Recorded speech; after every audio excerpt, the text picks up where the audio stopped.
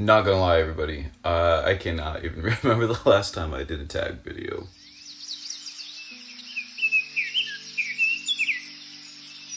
Hey, what's going on, everyone? Justin here, and in this video we have the end of the year book tag. I used to do tags somewhat frequently, and then I kind of trailed off doing them, and then I went on my, 6-month hiatus or whatever. So it's been a long time since I've done anything kind of like tag related. So we'll just go ahead and get started with this one. This one sort of pops up in the ether, during fall time. It's just one of those sort of like perennial book tags, kind of like the mid-year like freak out tag, stuff like that. But yeah, so I figured I might as well go ahead and get it done when I've seen a few other people do it as well. This was created by Ariel Bissett, I believe. I'll leave a link down below for that. And I am going to start off with just by tagging a few people. I definitely encourage anyone who wants to do it, definitely to go ahead and do it, and leave a comment down below if you choose to do so I can go check it out. But I always think tagging people is kind of fun as well. And let's just get started with 3 people that I think you should definitely check out that I'm tagging. The first one's going to be Brandon's Bookshelf, or Brandon from Brandon's Bookshelf. He also, I think, took a break in the middle of the year. I think he started back up about a month or 2 ago. But yeah, he's definitely just got really great thoughts, really great discussions on a whole range of kind of, philosophical topics and things like that. Definitely check it out if sort of big brain stuff is kind of like what you're into. Another one is going to be Bill Rutenberg. I can't remember if his channel name is the Bill Rutenberg Library or if it's just his name. But anyways, definitely check out his channel. I'll leave his link down below as well. Super great recommendations on history, which is like, half the reading that I enjoy, reading. So definitely a great channel for me to listen to. But yeah, if you love, especially American history, definitely check his channel out as well.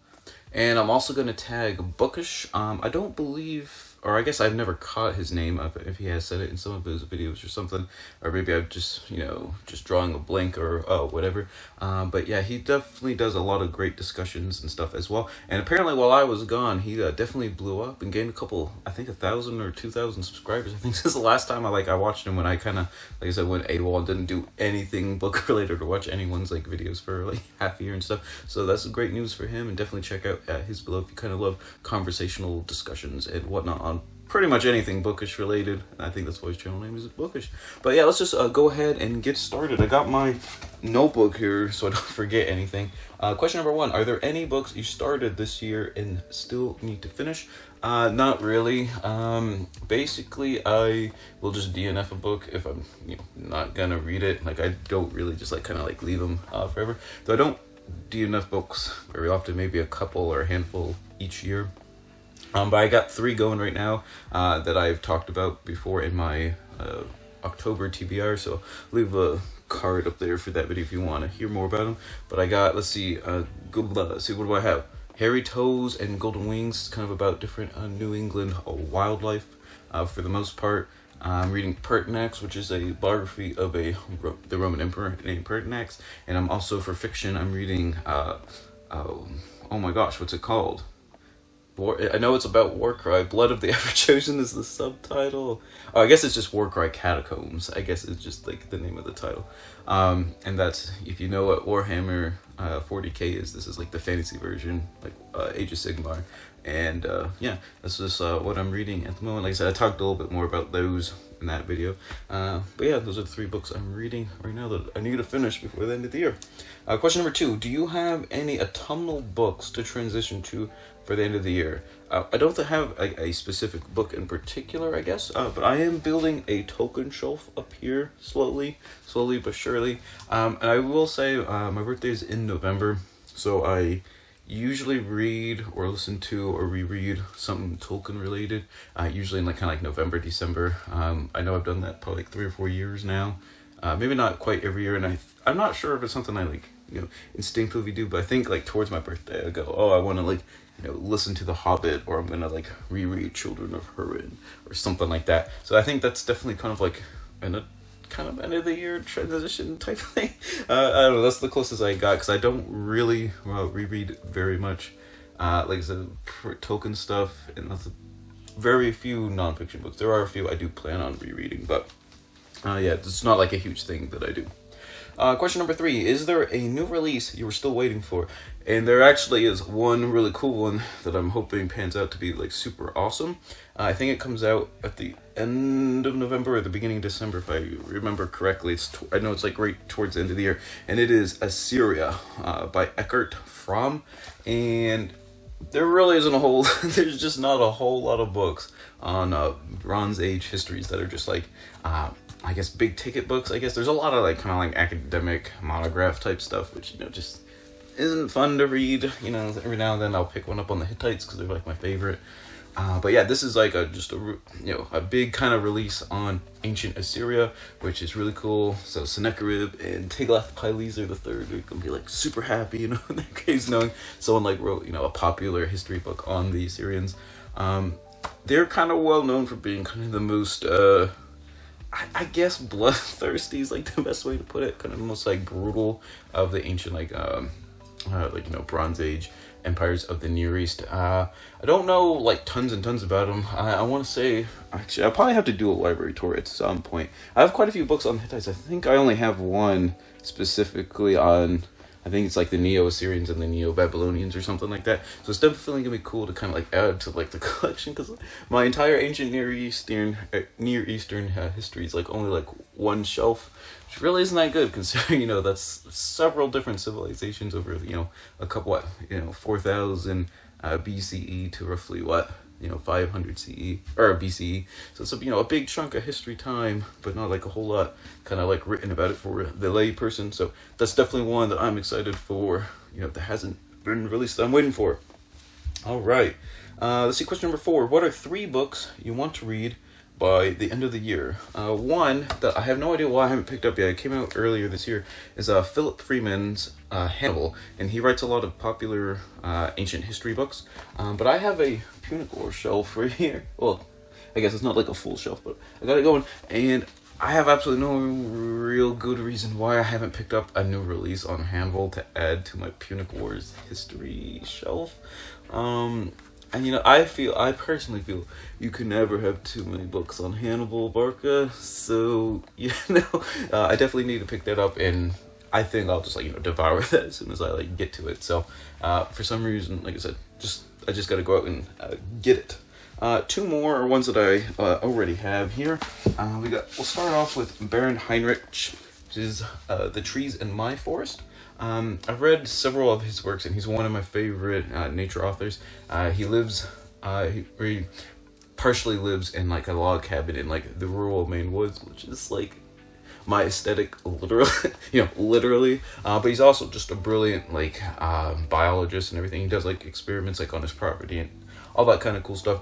And this one looks like it's sort of like almost kind of not a nature journal per se, but it's sort of an account over the course of the year around his rural property, different things kind of going on, you know, the flora and fauna, the changes and everything. And there's actually a trio of books. The Trees in My Forest. I cannot remember exactly who that one is by. Richard Forty. It's sad. I like remember another book I have like down here by the same author, but I couldn't like remember his name, like it's over there. But and also George Haskell's The Forest Unseen, which I have read earlier this year. That all seem to be kind of like on the same topic of like kind of just doing a deep dive of sort of a microcosm environment. Like George Haskell did like a square meter basically, in a forest.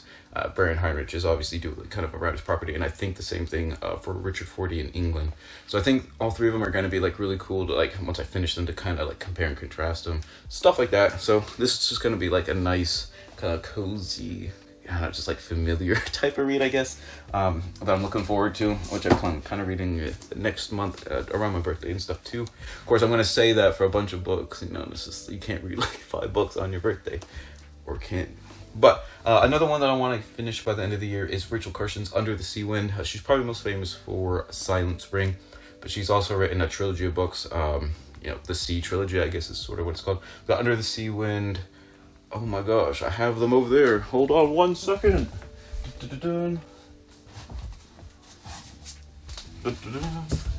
Yeah, don't ask me why I didn't like already grab them. But also The Sea Around Us and The Edge of the Sea.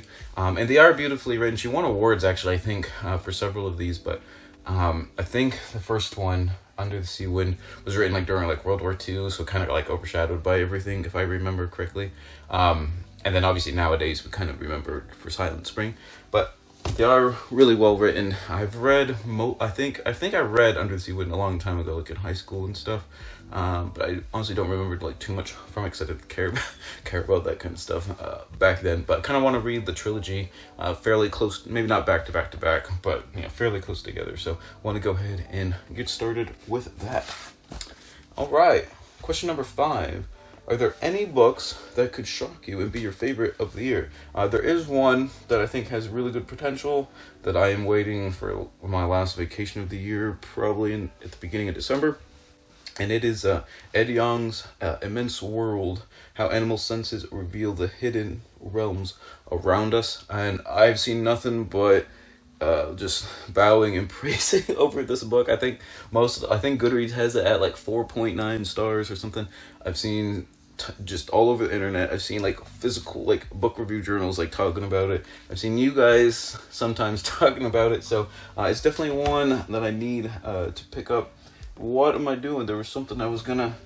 Oh yes, I read another book kind of similar on the same topic earlier this year, and it's Jackie Higgins' Sentient: What Animals Reveal About Our Senses. And I really enjoyed that one as well. So I think this one definitely seems to have like the hype and everything backing it up. So this would be definitely the contender for like a book right at the end of the year that I can kind of be catapulted, even if it's not maybe number 1 per se, but maybe like in the top 3 or something. So definitely have high hopes, and I hope it doesn't let me now that I've like pumped it all up and everything. All right, and then question number 6. Have you started making any reading plans for next year?